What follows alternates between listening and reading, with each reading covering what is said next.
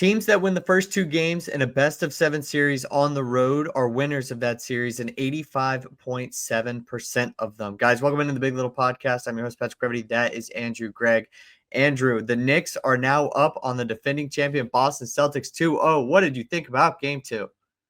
Man, Mikal Bridges, after having some poor offensive games the first two games, I mean, he stepped it up in that fourth quarter, came in twice defensively at the end of both of those games, and really secured the home court advantage for the Knicks, and just in general, kind of controlling that series from here on out. Obviously, the Mecca is one of the hardest places to play in the league, so the Celtics are not only going to have to come back down 2-0, but on the road. If the Knicks can just take one of those two home games, I think they're in a great position to take the series, which if you told me that at the beginning of the series, I would have not believed you, obviously. Jason Tatum hasn't had the greatest series in the world, far from that, and I just think that their struggles have kind of just been exemplified throughout the series, and we can give our thoughts on the three ball a little bit later into this, but man, it's not working for them so far. Yeah, so let's just hop right into it, because right now, if the Knicks do win one of these games at home, they're in a very, very good position to go to the conference finals. What are you seeing from them that you like a lot? How are they up 2-0 on this team? Yeah, I mean, I think that the fact that they're not quitting when they're getting down big in these games, I feel like Boston's taking their foot off the gas pedal a little bit. And every time they do that, the Knicks are just right there to step on their throats, which is really interesting because you think an experienced team like Boston, a team that just won the championship, would know not to. And they were even at, like, Derek White was asked this in either the third quarter going into the fourth, how do you not let this lead slip up again?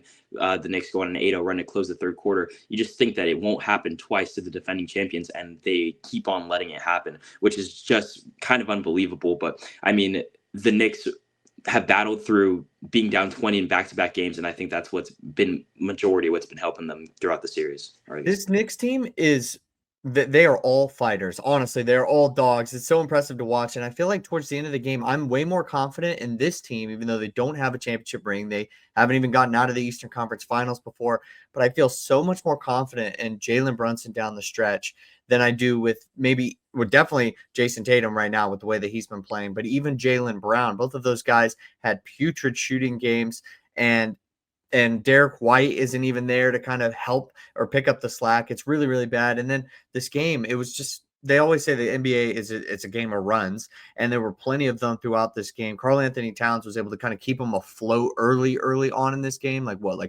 late first quarter. It just always felt like they ended each quarter strong. Karl-Anthony Towns had back-to-back and ones at a certain point in this game. And even when the Celtics were trying to hack Mitchell Robinson, it just felt like it just didn't even work. I mean, he was a terrible free throw shooter. I'm not saying that, but you know what I mean? They weren't able to extend this lead or stop any sort of run from the Knicks. Yeah, I think what Tibbs did was really, really smart, where he left him in the game until they reached the bonus and then didn't let him shoot the free throws, and then they brought back in OG Anunoby, which I just thought that was a really smart game plan. And obviously, we saw Mitchell Robinson shoot his only free throw in air ball, which was really funny to watch. I thought it was one of the worst free throws that I've ever seen. That's why I had to take that comment back. I was like, that was one of the worst free throws ever. But overall, he had a really, really good game. He was plus 19 when he was on the court, only scored 6 points, but just his physicality and the rebounds that he was grabbing, just his presence on the floor was obviously something that Boston couldn't handle. And then only in 22 minutes of play, which I think is so interesting because Tibbs is known for kind of playing his starters a bunch of minutes and kind of just always putting the angst on his starters and always playing them, right? You kind of see that in this series. I know that a lot of teams only go 7 or 8 deep, but some of the deeper teams will go maybe 8 or 9 into their bench. The bench players, they only had 3 of them in this game, and Mitchell Robinson had the most point minutes in 22 minutes, and then the other 2 had 17 and 5, and Miles McBride and Cameron Payne. The starting 5 between this Knicks team is really, really good. They can score, and they can also play really good defense, and they're giving the Celtics a lot of problems. So the Celtics definitely do have a lot of problems. One of them is shooting. What are kind of the takeaways here? I mean, I'm starting to it's tough to defend Tatum at this point.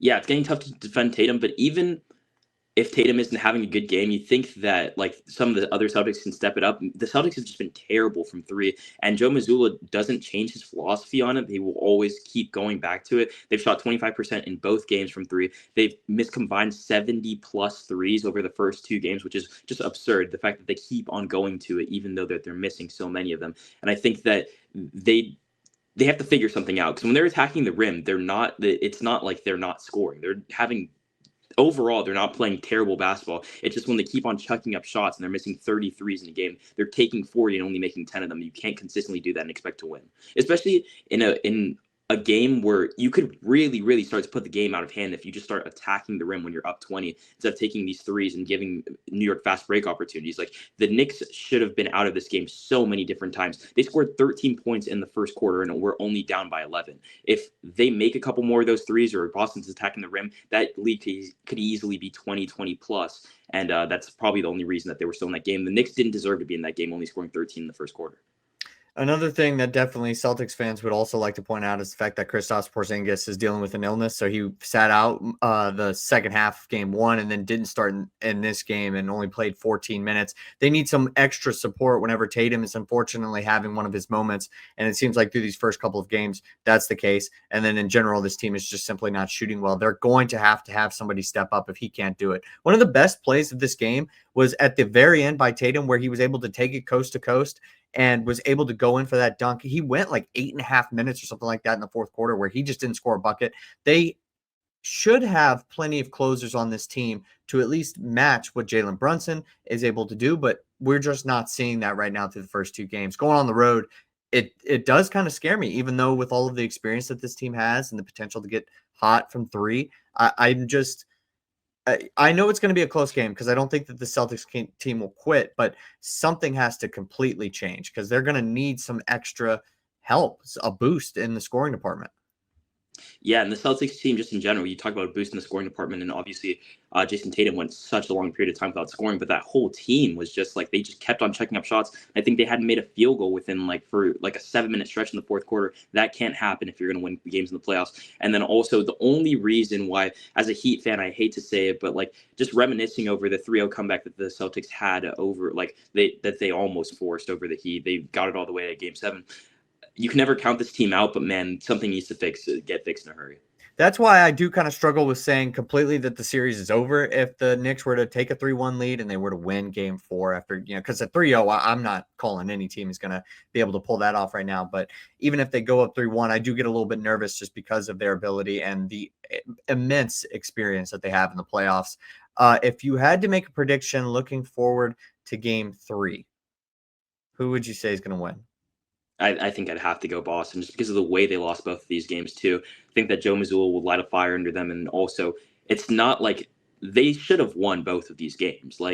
Boston easily should be up 2-0 right now. They have had 20-point leads in each of these two games. I think Boston comes out with a fire under them, and if they get out to any type of hot start, or if they can even just shoot the basketball, if they can hit 30% of their threes in the next game, I think that they'll be able to take it.